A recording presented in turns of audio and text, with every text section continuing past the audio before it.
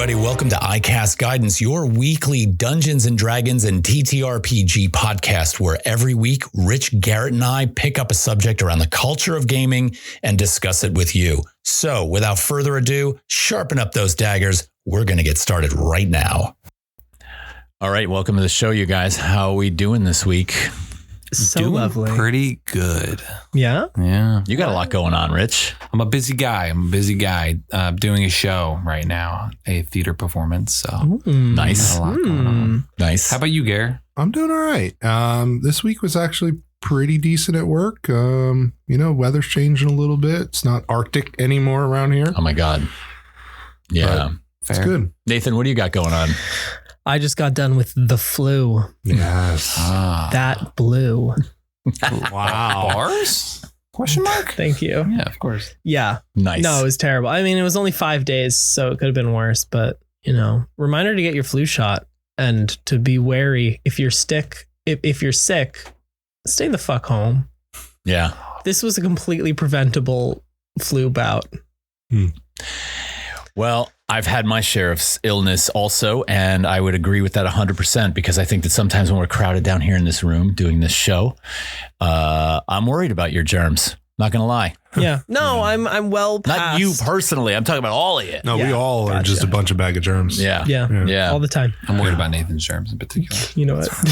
So today's topic, which I'm actually really, really interested in because, Rich, when you brought up the idea of doing this combat of, adding depth and engagement to combat encounters, which we've kind of touched on before, but I feel like we're always analyzing this. We're also in the midst of creating this other live stream where we're dealing strictly with combat, right? And so now I'm kind of like all thinking about, combat encounters all the time. So what gave you this idea? Like, what got you thinking about this? So there is nothing worse than a combat that is just two people sitting in front of each other, smacking each other till one dies, right? It's boring. It's not engaging. So in this episode, we are thinking of ways to keep combat moving, keep it engaging, having things happen every round that differ it, change the strategies up. Right. And we're coming with examples, and then we're going to talk about these examples and if we like them, how we can improve them, and what we think. I think that table that we see, and listen, this is no dig on you if this is your table, but that table that we see where the DM is like, all right, Rich, what are you going to do? And then Rich says, well, I swing my sword at the hobgoblin. And you're like, okay, roll for attack. And you roll and you're like a 17. And the DM's like, a 17 hits, roll for damage. And you're like 12 points of damage. And you're like, okay, 12 points of damage. Nathan, what are you going to do? It's like, it's so bland. Yep. So, should we go into the first example? What do you think? You want to give us one? Yeah, I got one. All right, bring it in. Okay, so your party is at the edge of a body of water. They have a dinghy in front of them, and they need to get across about 300 feet. They get in the boat, and when they're about 50 feet out there, the boat gets tapped on the bottom, and they realize that they are getting jumped by a group of mer people. Combat starts, right? You need to fight the mer people, stay alive, right? They can drag you off the boat. They can attack you from the water, right? They can do all these things, but every 2 or so rounds, they're going to call for backup, and more are going to come. Oh, It's a combat encounter you won't win by sheer power. One of you needs to continuously use your action to paddle the boat forward. You can use 2 people to go further and give yourself advantage, or you can just have one person do it while the others keep the mer people at bay. oh my God. Oh, I love this. Some people make it dragged off and the boat goes on ahead and you need to find a way to get them. All these things. I actually ran this in a campaign I did a while ago. Yeah. Okay, so what I like about that design, right, is you have designed, in a sense, the terrain as an active player in the combat encounter. In this case, the terrain is the boat on the water, right? Because we have to consider our movement, which is part of that terrain, which involves rowing, which is an action. That's really interesting because it layers it in a kind of way. It takes the onus of just smacking or this idea that it's just about hitting the other guy and reducing hit points, and now expands upon it. Yeah, I mean, think about all the different things you can do on your turn, right? You can, if you're a druid, maybe you can use like some sort of wave spell to push them back and push you forward. You can row the boat. You can try to save someone that's fallen overboard. You can take cover so you won't get dragged off. There's so many things you can do, you know? And depending on the size of the boat, that really changes things. I did this with like a dinghy. Yeah. A really small boat. Oh my God. So one thing I'd ask about that encounter, though, because this is a layer that I like to build into my combat encounters, is why are they under attack in the first place, right? So I'm going to ask, well, the merfolk, right? Why are they fighting? Like, what is their motivation to fight the party and call for backup? Now, I'm not trying to challenge you on your situation, but I think this is another layer as combat designers that we should think about. It's like, okay, what started this whole thing? Are the merfolk looking to guard territory? Are the merfolk looking for food? Or, you know, because there's got to be something that takes that monster and says, now I'm going to fight you. Because most of the time, fighting is not the first option. Like, I almost want to go and look for merfolk's alignment, because an alignment on a monster is going to tell us a lot about that monster's motivation, right? If they're chaotic evil, who cares about the motivation? They're just pissed and they're probably going to attack for one of those primary reasons, right? It's like, you got something they want, like treasure. Are you the food? You know, so why are they attacking you? Merfolk, I feel like, are smarter than that. I don't feel like merfolk are chaotic evil. They're more, I don't have the book in front of me, so I can't look, but that's going to be my question. The way I designed it was in this city they were in, right? Seluna, their god, the goddess of the sea, was previously worshipped, but that has been changing, and the merfolk are looking to send a message to the city. Whoever goes in their territory, they are not happy with the way things are going, and Seluna wishes to continue to be worshipped at all costs. Just so you know, merfolk are neutral. Yeah. Yes. Yeah. Thank you. I appreciate it. I was just going for that in the computer here. Yeah. I just looked it up. So they're neutral, right? So neutral in terms of monsters, I think neutral is going to be something that we got to consider. But Rich was saying, you know, they have a motivation, you know, just based off of the setting he created. Yeah, it was a religious reason. Basically. Okay, well, that's fine. That's fine. And I think that's great. I just want that on the table when we realize why we're getting into a fight, because on top of just the reason for the battle, that is also going to underscore and tone how the fight takes place, right? If it's religious purposes, at what point will the merfolk stop fighting? Like, what are they looking to stop you from doing? Is it desecrating the sacred space? Is it you are on hallowed ground and they just want you off that hallowed ground? Because they probably are not going to pursue you across the river or the lake, wherever we are, into the woods and on into infinity. No. It's more so like a statement. Right. Like, you're not going to worship our goddess. You're not going to sail across our home, our land. You know what I mean? That's fair. Yeah. I think that's fair. Honestly, I got to say, what I love most about that scenario is the conditioning on the players. Because I feel like in the games I've played, it's you see a guy and the immediate solution is just to whack and attack and just hope that once he's dead, it's going to trigger something, which I feel like is so stupid. I'm sorry. I just hate that so much. So if they approached that scenario with that strategy of we're just going to continue fighting until there's no more enemies, they're going to fail. And they have to use their brains and be like, well, our objective in the first place was to cross this body of water. I mean, think about it. Are you really going to try and remove all the enemies you see when you're in their territory? No. You can't see them. Absolutely not. You don't know how many are coming. Right. There are obviously a large population of them here. Well, I think the key thing we're trying to realize here in your example is that you are creating an encounter that requires more thought and more creativity than just, whack and die. Right. Mm-hmm. Another factor that I would... Oh, go ahead, Garret. I was just going to ask, just on this topic really quick. I had two questions. Did you give them the idea that they can continue to row, or did you just leave that freely just out there as an option that they had to come up with? And what was the outcome Yeah, that's a good question. Like, I'm just curious, like, what did they do? So I did tell them when combat started that they took an action to row. Okay. Like, all right. I told them how far they would go if they did it with one person, how far they would go if they did it with two people. I will say, it was really difficult because it's a battle of attrition.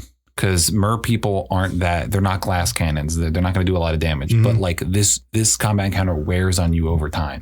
And if you are not picking up on what's happening, you're going to die. Right. A lot of them got taken overboard.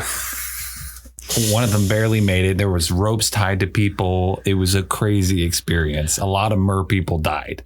Well, I want to tell you this, like if I'm designing your encounter, right? So I'm immediately going to merfolk in the monster manual, and I'm going to look at two primary things. Like, what is their primary attack, right? And two, what is their primary ability score? Right. So in this case, merfolk's highest ability score is dexterity, and their primary attack is a ranged attack. And I'm like, these guys fight from a distance. So having them actually jump onto the boat is probably not going to be in line with the narrative of how they would act in the first place. Plus, having them fight from a range is going to make it more challenging for the players, right? Because they're going to get picked off from a distance.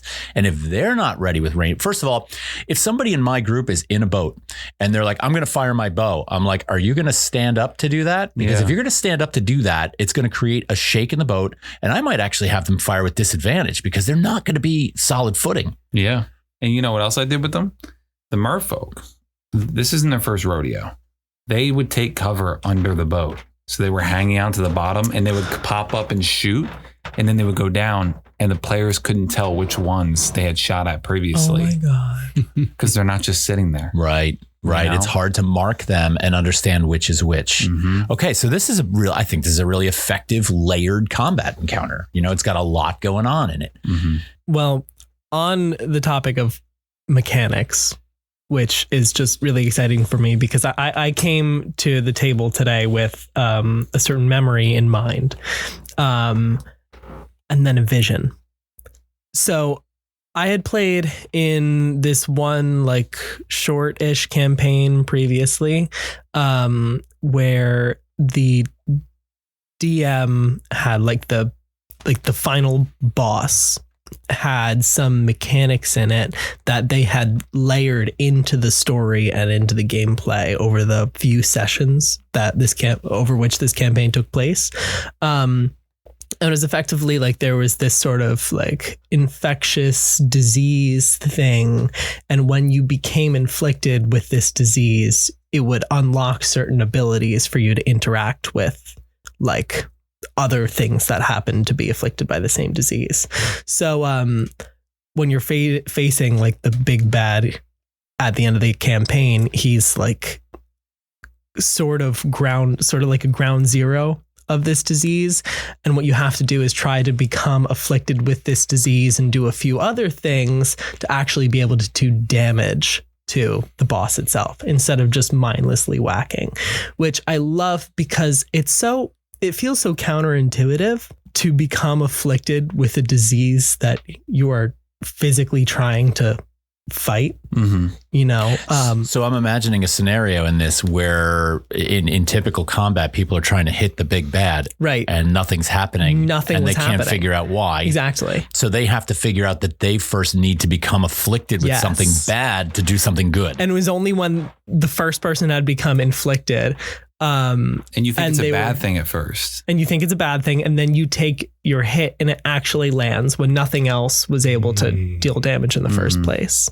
And then it's like, oh, okay. And there were even different modes of becoming afflicted as the battle like came to different stages, which you had to figure out as well.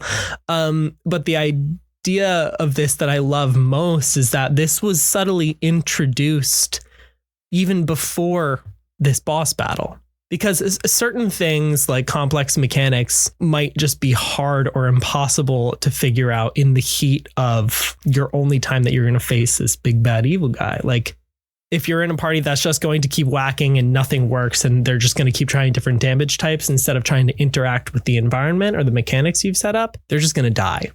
But if you introduce this like system, perhaps like your party is in a dungeon, and at the door there's some sort of contraption with levers and pressure plates that opens their way in. And as they go deeper, there are all these different sorts of mechanisms that do things for them. And when they reach the final encounter, they see more of these mechanisms all around the room. And maybe the only way to do damage is to play with these mechanisms, which drops like giant things from the ceilings and crushes your big bad, you know, instead of being able to actually do damage to him with swords and spells. It's adding a layer of puzzle solving to a combat encounter to you know, make it feel a little bit different. Yeah.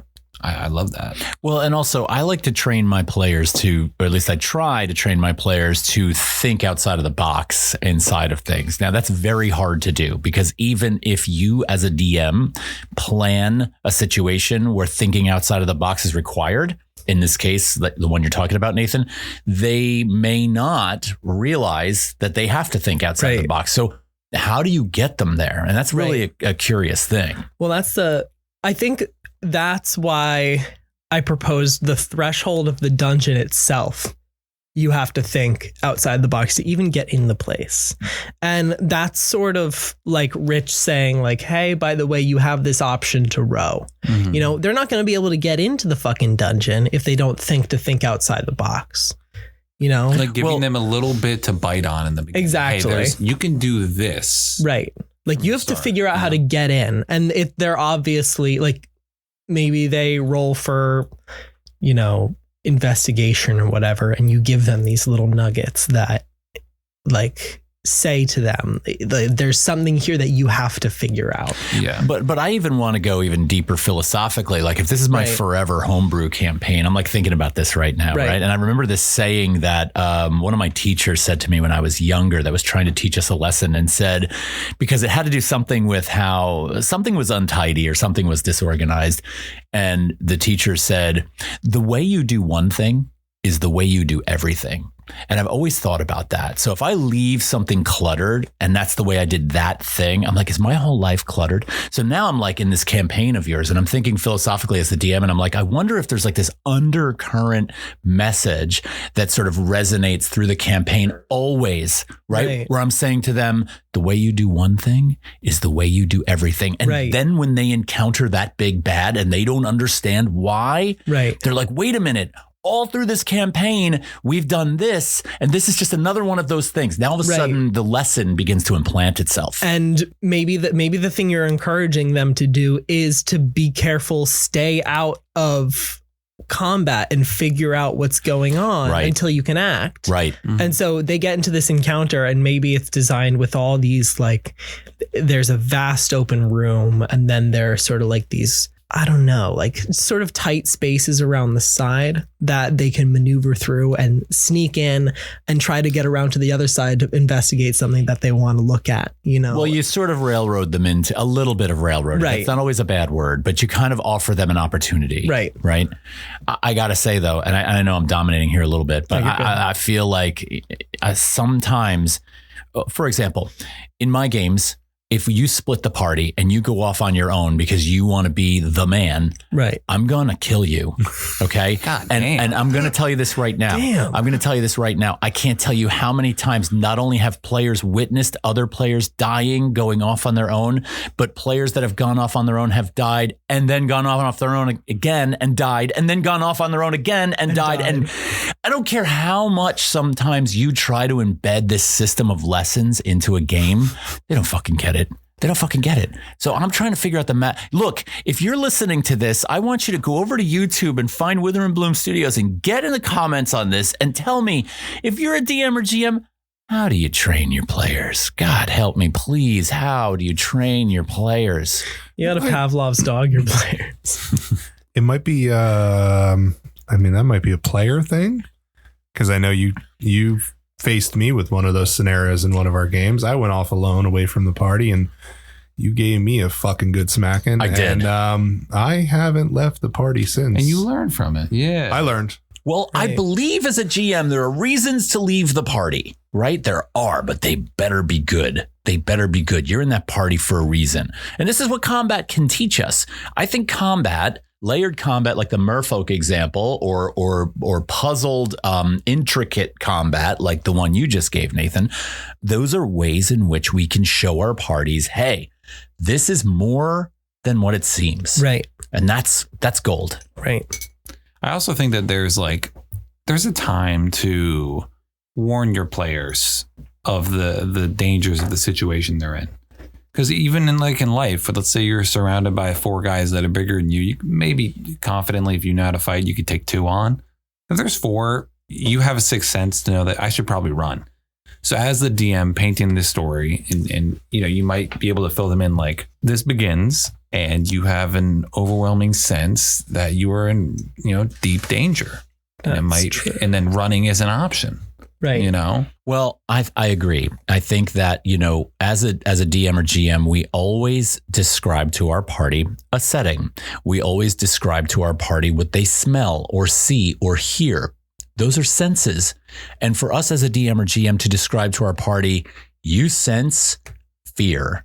You sense real danger here. That's right in line with everything else. But I feel like sometimes as DMs or GMs, we don't do that because we kind of want to lay some of the responsibility on the party members to make a decision that is theirs. Rather than say, look, you guys are a level 4 and you just accidentally walked into a room with something that's way beyond you. Get the fuck out.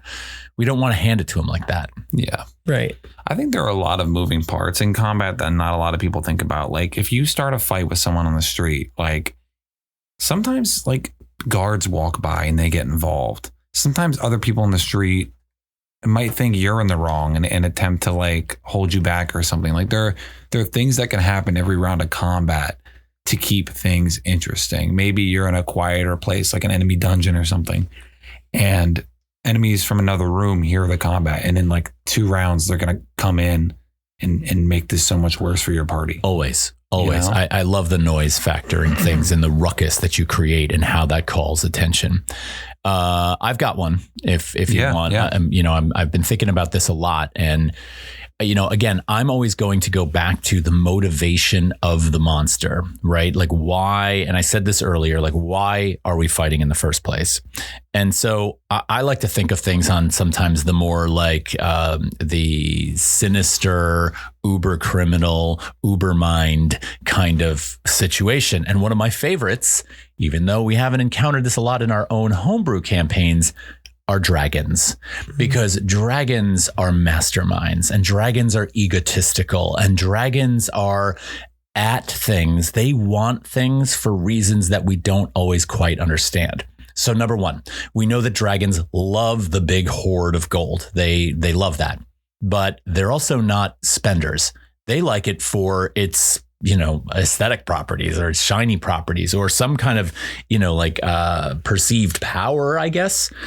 But they also like conversation and they like intelligence and they like to toy with the people that they encounter. So I always think back to Bilbo Baggins in The Hobbit encountering Smaug when he first with his ring on. He goes invisible into Mount Doom and he encounters Smaug, and Smaug is there asleep and Bilbo's moving about. And all of a sudden Smaug says, I can hear you, or I can smell you, thief. And then he says to him, go on, take what you want. There's more than enough and to spare. And Bilbo is just kind of Bilbo recognizes that this is an intelligent creature. And so Bilbo launches into, because he asks him, he's like, who are you? What's your name? And Bilbo launches into this whole sort of riddle based, I'm from over the hill and under the hill. And he talks about all the different places he's been. And so he challenges the mind of Smaug. And I think this is what keeps him alive a little bit longer than he normally would have been. So my thinking here is this, is in a combat encounter, how can you take a dragon and utilize its motives, its intelligence, its desires, and put that into the narrative? Because this might not go the way of combat. This might go the way of something entirely different. You might wind up vowing to bring the dragon more treasure so that he has your back. You might want, because number 1, that might be the only thing that saves your life. right? You might wind up giving up half the shit that you have just so you can leave. Anybody who thinks, it depends on the level of the party, of course, that they're just going to fight this thing and gain that horde is out of their minds. Because most of the time, dragons as solitary creatures, you know who their number one fear is? Other dragons. And so they're going to be protecting themselves against the potential for an attack from like one of the most fierce creatures in the game. You don't mean anything to them. So I love that. I love the level of investment that a dragon brings immediately to the table, both intellectually, in terms of fear, in terms of that creative thing we're talking about. It's like, what am I going to do here? That's a big one, right? And you know, I said we haven't encountered this much in the games that we play, but I'm going to tell you this right now. You guys have all encountered dragons in my game. But one of my favorite parts about dragons is that they're shapeshifters, and they usually will appear to you as a human being. You bitch. Yeah. You're fucking kidding me. Huh? I'm kidding you? No, I'm not kidding you. I mean, look, one of the things that drew me to this game when I was very young was the picture of the dragon on the cover. I love dragons. So you're telling me That's fucked. one of the characters in our campaign that we've met was a dragon. I can't go any I can't go any further than that, Nathan, for the sake of your own protection and the protection of the narrative. And plus, most of the people listening to this podcast right now are not really invested in our game, although you could be. Those of you that are out there, you could come over to YouTube and watch us play. And maybe you should figure out who the dragons are. But without further ado, it's just about time for us to take a break. I'm sure, Garret, you've got one you want to talk about maybe after the break? I got something. Okay. Yeah, sure. All right. You want to do it now or you want to talk after the break? Let's do a break. All right. All right. Listen, you're going to hear some words and about our show and how you can help support us. And then we're going to come back from break and we're going to give a few more of these. We'll see you in a few. Hello, esteemed listeners. Listen, if you like what we're doing here on iCast Guidance, we have a brand new way that you could possibly say thanks for doing what it is that we do. And don't get us wrong, we love to do this, and we come together every week. We're spending all of our week trying to think about how we're going to present to you a new topic. We're doing the research, and frankly, we love it. We love getting together to talk about this stuff. But we thought we should put into play some kind of system where if you wanted to pop in and buy us a cup of coffee because you like listening to the show, that we gave you a way to do that. So we are now on coffee.com, and coffee is spelled ko-fi.com/Wither and Bloom Studios. You can head over to that site and you could leave us a tip, or you could even sign up for a monthly membership if you want to. And by doing this, you say to us that you really love what we're up to and you hope that we keep going. And frankly, when we get those tips, we feel supported. We feel like, oh yeah, cool. This is, we're getting some affirmation here. That's great. So anyway, consider heading over there and doing that. And if you can't afford to, that's okay. Tell a friend about the podcast, spread the word about us, and get other people to listen to us. We would appreciate that as well. Anyway, thanks again for listening, and let's get back to the show.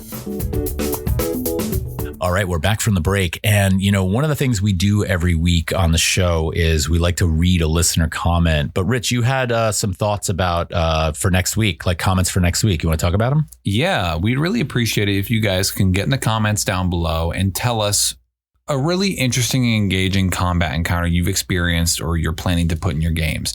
We'd love to hear it and talk about it with you guys down below. So pop down there, get engaged, and we shall respond. Yeah, and we will, keep in mind that if you're listening to this on Apple or you're listening on Spotify or any of the other podcast providers out there, you want to go over to YouTube and find Wither and Bloom Studios on YouTube so you can comment there. That's the place we're most likely to see what's going on. Either way, we thank you for listening. So, Rich, we got a comment to read from last week's show. Yes, we have an awesome, steady listener called Open World Addict Zero. And he had a great comment based off the Matthew Mercer effect. He said, I think how Matthew Mercer effect has impacted me personally is that it made me form the need for deep player-to-player role play, as you see in Critical Role in Dimension 20, as well as a need for my backstory to matter and to come up during the campaign. The current group I am playing with, Pathfinder 2E with, I walk away from the table having had a lot of fun, but kind of feeling unsatisfied because of these newish needs never being met. The thing is that I am really the only player that I know of that has a really deep backstory. The group doesn't really share backstories with each other, and there are people who really aren't into role play, and those that do only role play with what the DM presents. I feel like you need to set your expectations based on the group that you're with. And if you have a good time and you can play in a bit more in one game, I'm sorry, I think I read that wrong. If you have the time, you can play in more than one game. Gotcha. So if you have the time, you can play in multiple games. I'm still going to stay with the group that I am with because they are a group of very fun people, but I'm also going to be looking for another group, possibly online, that I could play with that will fulfill my new burgeoning needs. Well, I could, first of all, that last part I can't agree with more. It's like, you know what? If your group's not living up to your expectations, find something else, right? But Garret, you were saying something about this comment as well, right? Yeah, I mean, I think that just kind of ultimately reflects on the Matt Mercer effect and how much fun you can have around the table with the role play to role play interaction. I agree. Right. But also there are times when if you have that expectation, you might find yourself at a bit of a loss. Yeah. Yeah. And I think we kind of briefly covered that last week in our topic that, you know, if you want that interaction and you're not getting it, you might feel off to the side alone. Yeah. And I think that's how, you know, Open World's feeling a little bit in their group. I would feel the same way. If our group wasn't heavy role play, I'd be like, listen, I got an itch and I got to scratch it somewhere, you know? Well, but don't forget, we also are guilty of this on a different level because there are times when the role play at this table, like some of you, I won't say who, have come to me and said, we haven't had combat in 4 sessions or 5 sessions. That's a long time. And I'm guilty of that, right? So there are so many ways that different varying expectations of the people at your table are going to be unmet for whatever reason. And it's a lot for a DM or a GM to juggle to make sure that everyone's kind of on the same page or happy at least. I feel this comment completely. So what it's worth. Appreciate your GMs. Well, no, I think it's yes. Always appreciate your GMs. Yes. But also, you know, be clear with your expectations and work hard if you can at finding the group that suits you best, I guess. Well, Open World Addict, thank you for the comment. We really appreciate that. And we look forward to hearing more from you. We got other encounters to talk about too, right, Garret? So, I mean, I guess, you know, on the heels of talking about the Matt Mercer effect and etc. I don't DM GM. So coming to this conversation, I was a little lost in, you know, creating a combat encounter per se. But I look to like Critical Role and thinking just back, one that I really enjoyed and enjoy in our games because we have used is the using some kind of timer in the combat to maybe spice up the urge to do something or act or just, you know, move it along. And one that really came to my mind, it was campaign 2 Critical Role. It's part of a dungeon crawl. So it's like a little bit of both. It's a combat encounter plus this puzzly dungeon. They were in this like spiral staircase, you know, corridor shaft. They were going down, but it was completely covered in fog. They were getting attacked, I believe, by will-o-wisps or something that kept going into the wall, coming back out. And every so often, the timer aspect was they heard this noise that kept like whirring up. And then eventually it would shoot lightning up the, you know, corridor that they were in. So they're getting hit by this lightning. And then it's just this run they can't necessarily see. So they have a disadvantage to seeing because of the fog. And they don't know how deep the shaft is per se. So they're getting attacked. And it was just this time element involved. And it was just the need to figure out how to stop this, how to get down there. But, you know, it's all of that. So I like that you're adding multiple things into the combat. Right. Rich, you were going to say something? I think that's terrifying because like you're either going to book it out of there, hightail it out of there, or you're going to jump down, feather fall, do a monk fall, do something, get to the bottom. So you figure out how to stop getting struck by lightning. You know what I mean? Well, one of the things I love about Matt Mercer's ability to kind of come in and really make something urgent or interesting or add the drama is, you know, with this timer, you can see that this is something that they've invested a lot in, because now we see a timer element brought into the rule mechanics of Daggerheart, their new game, right? And so, you can place a timer and you can tell your players that you're placing a timer. You can even put the timer, let's say your timer's a D8 and you start off on 8 and you put it right on the table in front of your players and you say, I am adding a timer to this encounter. And every single time we finish a round, the timer ticks down by 1. Or every single time a spell is cast, the timer ticks down by 1. Whatever the timer denotes, you can employ that mechanic. And then you can tell your players, when the timer reaches 0, X happens. Now all of a sudden there's like, oh my God, we got to get this done. This has to happen. That's huge. That's huge. There's another timer that I like to use as a DM GM, and this is only for experienced players. And you will find that it can backfire or it can work brilliantly. And that is, I like a combat timer that says, on your turn, you have 30 seconds to act, or on your turn, you have 20 seconds to act. And of course, that number goes down based on the experience of the party. This is to sort of prevent the type of combat encounter that goes like this. Nathan, you're next in the round. What are you going to do? And you're like, is that guy still alive? I'm not sure if I'm going to do, okay, I want you to imagine this is a real combat encounter and you're just standing there like, I don't know what I'm doing. Well, when your 20 seconds is up, you not only lose your turn, it's not like you're holding an action, you lose your turn. I'm also going to declare that the next attack on you has advantage because you froze up. And so this sort of keeps the game hot, like really hot. Well, it's kind of like that's such an expert rule. Like your players have to be great. Because if not, like that's a dick move. It's not a dick. No, listen. If you got new players and you're going to give them, you're going to take away their turn and give advantage on the attacks on them for the advanced, right? Yeah, it's got to be for an advanced party because that's nuts. But here's the other thing I want to sort of really enforce here. You all rolled initiative. You all know where you fall in that order with the exception of knowing where the foe is, right? So you know if you're at the top or the bottom of the order. And while other people are playing, you should not be sitting there not doing thinking about what's going on. Yeah. Right. You're planning that move. I was going to say, it's kind of like an ultimatum to stay engaged in what's happening, because if you're not paying attention and you're just waiting for your DM to say like, Nathan, what are you going to do? And then you tone back in and then you have to look at the board and be like, okay, well, what's going on? Maybe you don't even have a board with minis and all you had to do was listen. But now you're going to ask, what's going on? Right. And imagine your DM has to stop and do that for every single person. And your party members have to stop and listen to every person catch back up on what's happening. Yes. And as a GM, I dream of a combat encounter where like Nathan, where you're 4th in the order and Garret, you're 5th in the order. And Nathan, you are just finishing up a brilliantly described move. You make contact, you make the hit, you roll the damage. We describe the damage. And Garret is not only aware of the fact that he's next, he knows exactly what he's going to be doing. He doesn't wait for me to prompt him and say, Garret, you're next in the combat round. He's just like right after Nathan finishes his move, I'm actually going to come up over the top. So this is utopian level combat for me. I never get it. Can I play devil's advocate? Sure. Okay.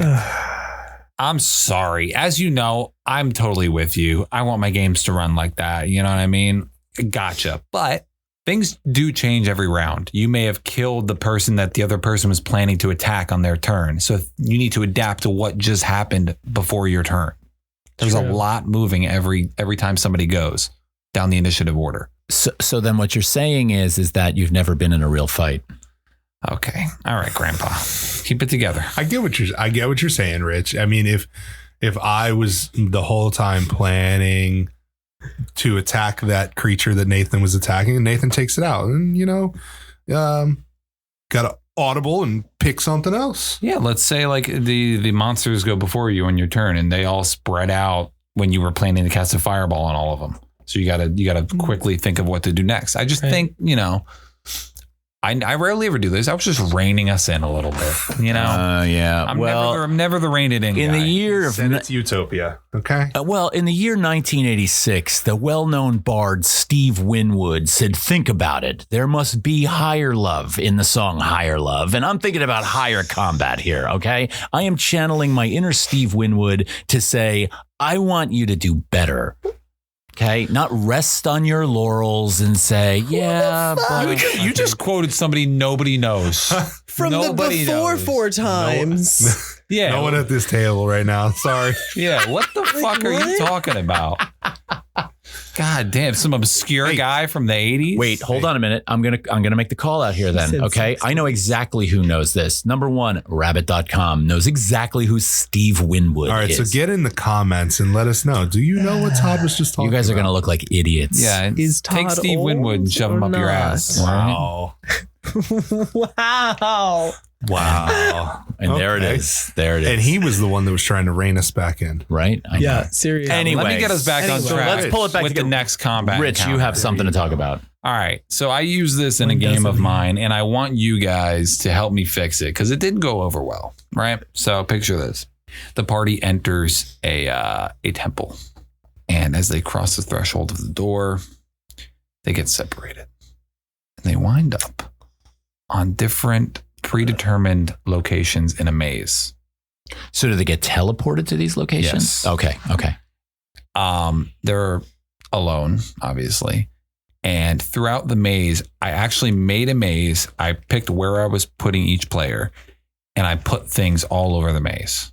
And every turn, we rolled initiative, and I went player to player, and they would encounter things in their turn. But it was very much like, okay, you're going straight. You can turn left or keep going straight. What do you want to do? And it got so monotonous after a while. Sure, it sounds like it. It was so, but I had a lot of fun with it. Like I put Nothics in there, and I put the shapeshifters in there. What are they called? The ones I talked about on the mods. Doppelgangers. I put doppelgangers in there, and like there was mist, and it was manipulative and scary, but it lasted too long. How would you guys fix that combat encounter? Honestly, I was thinking of how to fix it with technology, but Please, no, I'd love to hear it. so I've been getting more into coding like user-friendly interfaces for things. I'm actually working on something like that right now where I'm having to learn how to make user interfaces and then connect them to something that's managing it on the back end, which is throwing me for a fucking loop right now. But anyway, when you said you were doing that, like separating all the players and putting them into different parts of the maze, I thought, well, that's a wonderful idea, but like it's going to get choppy and it's going to get monotonous.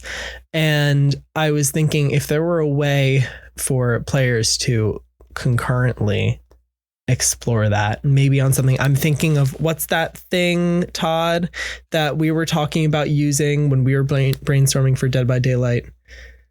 They have the Fog of War. Roll 20. Roll 20's Fog of War system. Roll 20's Fog of War system, where each player has their own like screen that they can look at, and on their screen they see the battle area only within a certain vicinity, and they can't see anything else outside of that. So I'm seeing a maze like that. They have their player there and everybody's playing in the same maze, but you can't see anybody else until you happen to be within line of sight of each other. And then they could sort of explore that way. And instead of being like, you could go left or you could go up, it's right in there. They can see if they can go left or if they can go That's straight. not bad. You know? Yeah. Well, I think this rings a little bit of and I'm not discarding your comment there. That's Right. actually a really good approach. I'm thinking of what Rich's scenario reminds me of. And I don't want to put any spoilers out there, so I'm going to be careful with how I handle this material. But there's a part of the Curse of Strahd that has something similar to this. There is a section where the players can all get transported to different parts of a labyrinth, essentially. Okay. For those of you that have DM or GM'd or played this, you know what I'm talking about. For those of you who haven't, I'm not going to tell you where it is. But what's interesting about that is you are forcibly separating the party. You are forcibly doing the thing to the party that we're told never to do, right? So now it's your responsibility, right, to give us the why of, like what is the benefit of separating the party? I think that's what you have to ask yourself is what is the goal? Rather than just thrusting them into this mysterious, you walk in a door and bam, you all apparate to different parts of a labyrinth. Maybe there is a why to it. So let's say this, they walk in and there is a series of choices that they can make. There's a series of idols on a table. There are a series of buttons that can be pushed. There are a series of glyphs that can be read. And depending on the way they're looked at will determine where the person goes. Yeah. And then through their separation, if they put it all back together, they reappear in the same space or, create some kind of way to collaborate. Maybe they can all communicate with one another telepathically as a result of the teleportation. Yeah. Right. Something has to keep that party able to work together. Otherwise, you now have a lot more work as a GM. There might be a way to make this interesting. I'm just sort of spitballing here on your idea. Yeah. I mean, I did something similar, but it was so brief that I skipped it. But so it was like the door opens to this tower, right? And they're met with a spiral staircase. If they went up, the staircase was going to turn into a slide and they were going to slide down, falling and separating through a portal that was there, which is what happened. If they would have went down instead of going up, they would have entered the maze together. So it was very much like a one or the other choice I had. Right. Right. Well, the other thing you can do is if you have a labyrinth and at every turn you say you can either choose the door on the left or go straight, and they all have to make these individualized decisions randomly, your party's probably never going to get back together, depending on the size of the labyrinth. However, if you have them roll survival checks, you can tell them which way they're going so that if they have better survival checks, you can put the party back together rather than this potentially infinite length of time. Right? Yeah, that was a way that I saw online that I didn't use, but they were talking about how like you have a series of survival checks that just tell you how your experience went in the maze. Right. Like, how many traps you avoided, how many, if there was a combat encounter, if you ran into one of your friends. So that was a way to do it. Well, this scenario that you're describing inside of the context of today's show is combat encounters. And I think what you do in that is you elevate the urgency of the combat encounter because now everyone's on their own. Right. So yes, good in that they don't have any support system. But I'm not sure how that would play out. Yeah. Well, if we're talking about doing this as like turn-based combat with the survival checks, well, there's your attack roll, right? Or it could even be a thing like, the DM rolls for them. And it's sort of like Well, okay. Can I jump in? Yeah. Okay. Please. I think what we're forgetting here is the obvious. The combat encounter is against the maze. Right. Yeah. Combat's not necessarily against the Nothics that you threw in there. Now combat is become a thing against an entity. Yeah. That is a non-living entity. Right. So you're fighting the ability to get back together.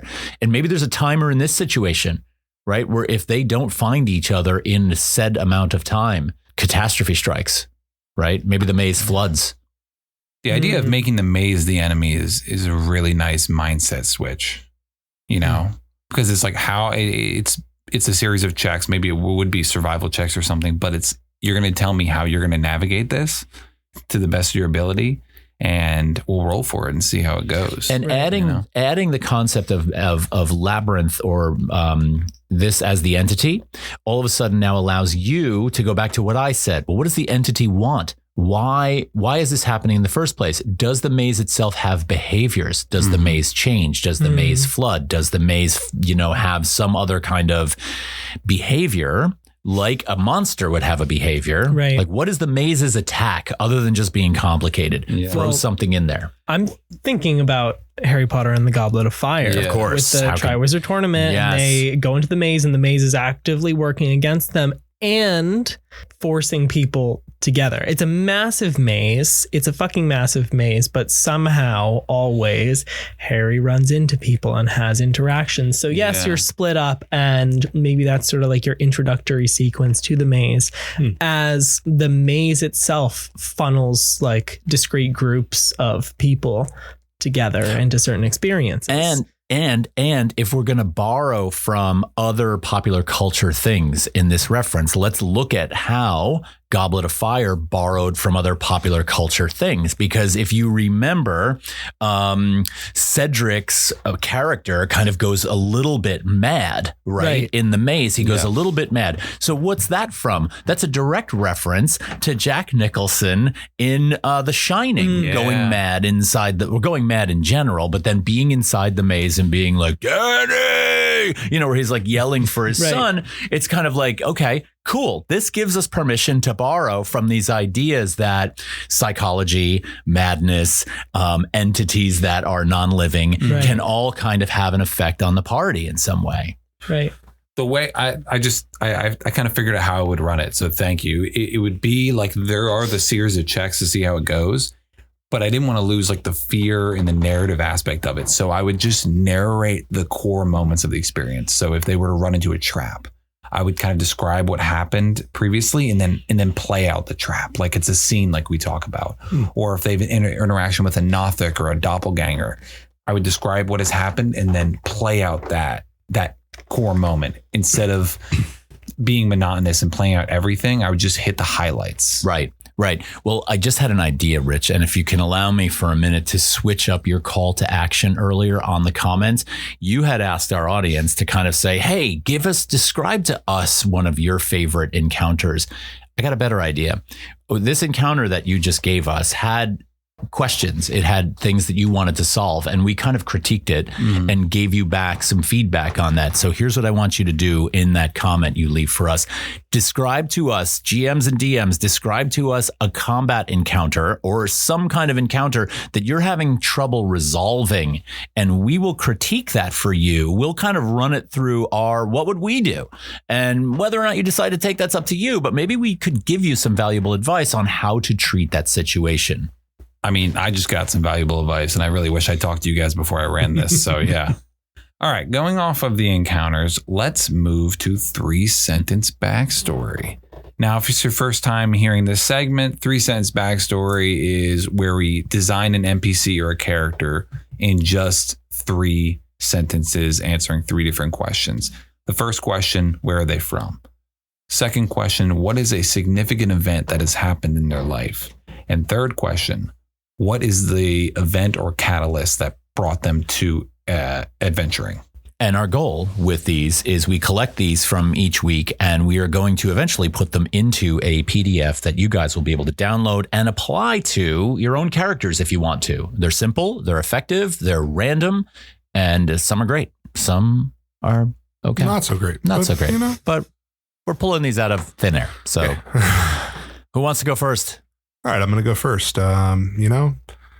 Where am I from?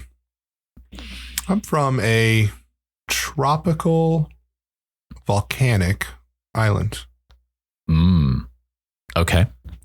Who's going to take it? I will take it, but all of a sudden the first thing that comes to mind is Chult from Tomb of Horrors and that location in Forgotten Realms. So, all right, anyway, I'll be quiet. Where am I from?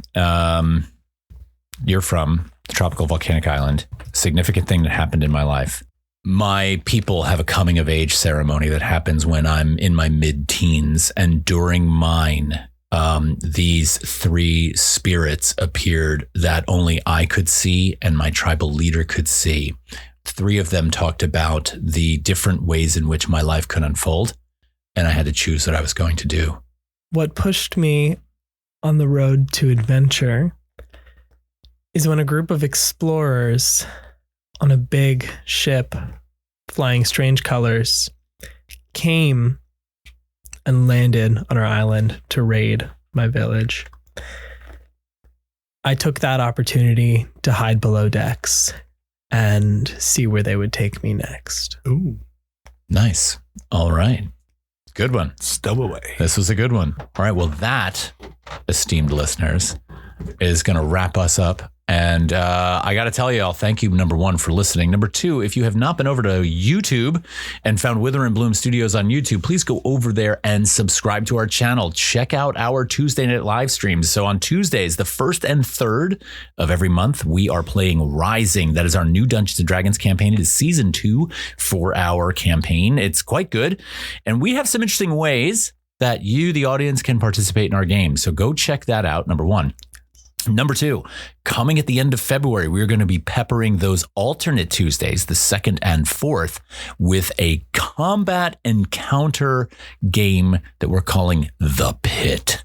And in The Pit, it's going to be all combat in an awesome mini arena that you're going to be able to see live on YouTube. So stay tuned for that. That's coming February 25th. We're excited about that.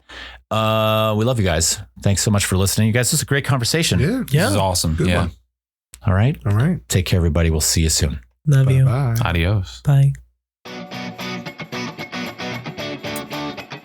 All right, everybody. Thank you for listening to iCast Guidance. iCast Guidance is produced by Todd Lambrix, Garret Brennan, and Rich Frohman. We drop this podcast every week, and we are looking forward to having you hang out for more. Don't forget to head on over to Wither and Bloom Studios on YouTube. Follow our channel and definitely comment on what you see there. We will probably read those on this show. Thanks again for listening. We look forward to next time.